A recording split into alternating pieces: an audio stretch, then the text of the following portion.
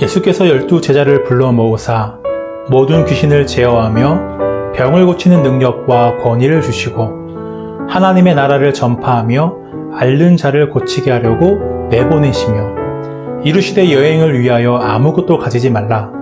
지팡이나 배낭이나 양식이나 돈이나 두벌옷을 가지지 말며 어느 집에 들어가든지 거기서 머물다가 거기서 떠나라.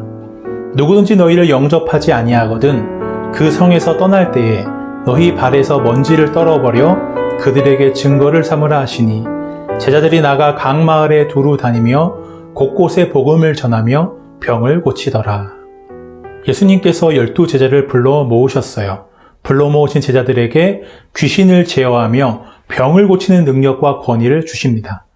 복음서에는 귀신에 들린 사람들을 예수께서 해방시키신 사건이 여러 번 등장해요. 우리는 귀신 들린 사람 하면 엑소시스트와 같은 공포 영화를 떠올립니다. 그만큼 귀신 들린 사람의 이야기는 우리와 멀리 떨어진 현실성 없는 이야기로 받아들여요. 예수님은 바로 앞에 누가복음 8장에서 군대 귀신 들린 사람을 자유롭게 하십니다. 그는 군대라고 불릴 만큼의 악한 귀신에게 사로잡혀 있었어요. 그러나 거라사에서 그 한 사람만이 악한 영에 사로잡혀 있었던 건 아닙니다. 남자에게서 나간 귀신들이 돼지떼에게 들어가고 돼지떼가 호수에 빠져서 몰살하자 돼지의 주인들이 예수님께 무엇을 부탁합니까? 자신의 마을에서 제발 떠나달라고 간청합니다. 거라사 사람들은 돼지라는 우상에 사로잡혀 있었고 그것을 알았던 귀신들은 돼지떼에 들어가 사람들이 예수를 거부하게 만들어 버립니다. 사탄의 활동은 눈에 보이는 영역이 아니라 눈에 보이지 않는 영적인 활동이에요. 거라사 사람들에게 그랬던 것처럼 세상의 문화와 가치들을 주관하며 사람들의 마음과 생각들을 사로잡습니다. 귀신 들린 사람은 죄인이 되어 죄의 권세에 깊이 사로잡힌 인간의 비참한 모습을 나타내고 있어요. 예수님은 병드는 사람들을 고치셨어요. 사람의 질병과 노화는 죽음의 전조입니다.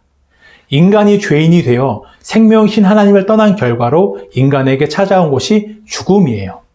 예수님은 하나님의 나라를 선포하고 병든 자들을 고치시며 귀신에 사로잡힌 사람들을 자유롭게 하셨어요. 예수님은 이 땅에 하나님의 나라를 가져오셨어요. 예수님이 곧 하나님의 나라입니다. 제자들은 예수님과 함께하며 하나님의 나라를 경험해요. 죄로 인해 잃어버렸던 하나님의 자녀로서의 권위와 능력이 회복됩니다. 예수님은 제자들을 통해 하나님의 나라가 전파되도록 귀신을 제어하고 병을 고치는 능력과 권위를 제자들에게 주십니다. 코로나 시대를 살아가는 많은 사람들이 우울감을 호소하고 있어요. 설문조사에서 어떨 때 우울감을 느끼냐는 질문에 사람들이 가장 많이 답한 답이 무엇일까요? 이룬 것 없이 나이만 먹는 것 같을 때 가장 우울하다고 대답합니다. 사람들은 삶의 의미를 찾지 못할 때 깊은 우울감에 빠져요. 그러나 예수님은 우리에게 삶을 살아갈 의미를 주십니다. 하나님의 나라를 전파하며 앓는 자를 고치게 하려고 내보내시며 예수님은 부르셔서 함께 하셨던 제자들을 다시 세상으로 보내서 하나님의 나라를 증거하게 하십니다. 우리는 이 사명을 총동원 주일이라는 특별한 기간에만 선교지라는 특별한 장소에서만 감당하는 게 아니에요. 내가 지금 살아가고 있는 일상이 하나님이 나를 보내신 자리입니다. 그곳에서 하나님의 나라를 살아가며 그 삶으로 하나님의 나라를 증거하는 것이 나의 사명이에요. 나에게 주어진 이 사명을 깨닫지 못하고 감당하지 못할 때 우울감에 빠집니다. 하나님을 모르는 사람들과 똑같은 방법으로 그 우울감을 해결하려고 해요. 보통 자녀가 먼 여행을 떠날 때 부모는 하나라도 더 챙겨서 보내려고 합니다. 무엇을 빼놓고 가지는 않았는지 걱정해요. 위험하거나 예상치 못한 문제들이 생길 수 있고 부모가 함께하며 돌보아줄 수 없기 때문이죠. 예수님은 제자들을 보내시며 이렇게 말씀하셨어요. 이르시되 여행을 위하여 아무것도 가지지 말라. 지팡이나 배낭이나 양식이나 돈이나 두벌 옷을 가지지 말며. 지팡이, 배낭, 양식, 돈이나 여벌옷은 여행 필수품들이에요. 예수님은 그것들이 필요 없다고 말씀하십니다. 왜요? 그 여행은 제자들 혼자서 감당해야 할 여행이 아니기 때문이에요. 하나님이 함께 하시며 보호하시고 필요한 모든 것들을 공급하실 것이기 때문입니다. 그 여행은 배낭이나 양식이나 돈을 의지하며 나아가는 여행이 아니라 하나님 한 분만을 의지하며 나아가는 여행입니다. 제자의 삶은 전적으로 하나님만을 의지하는 삶이에요. 하나님께서 그 삶에 함께 하시며 보호하시고 필요한 모든 것을 채워주시는 삶입니다. 우리가 살아가면서 필요한 많은 것들이 있을 수 있어요.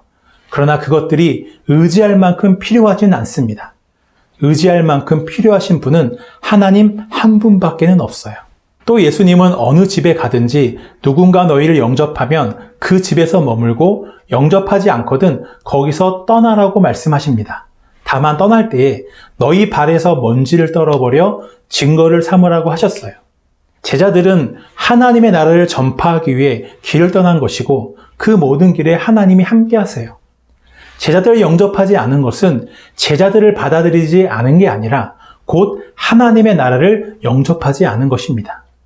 하나님의 나라를 받아들이면 생명과 복이 있지만 받아들이지 않는다면 화와 심판이 있을 뿐이에요. 예수님은 복음을 전하게 하시려고 제자들을 보내셨어요. 예수님의 보내심을 따라 제자들은 각 마을에 두루 다니며 곳곳에 복음을 전파합니다. 그들이 전한 복음은 다른 것이 아니라 예수님이에요. 예수님이 주신 능력으로 병든 자를 고치고 귀신을 쫓아내어 예수가 진정한 메시아임을 증거했습니다. 제자를 통해 하나님의 나라가 확장되었고 그 일은 지금까지 예수님의 교회를 통해 이루어지고 있어요. 예수님은 세상 속에서 제자들을 부르시고 함께 하시고 다시 세상 속으로 제자들을 보내십니다. 부르시고 함께 하시고 보냄을 받는 것이 제자의 삶이에요. 이것이 우리의 워라벨입니다. 예수님과 함께 할 때 하나님의 나라의 권위와 능력이 제자들에게도 주어졌어요. 나의 삶에 하나님 나라의 권위와 능력이 나타나고 있나요? 나와 함께하는 사람들이 나를 통해 하나님의 나라를 경험하고 있나요? 나에게 예수님과 함께하는 삶이 있다면 예수님의 권위와 능력이 내게도 주어집니다. 그것이 주어지지 않는다면 예수님과 함께하는 그 단계에 문제가 있는 거예요.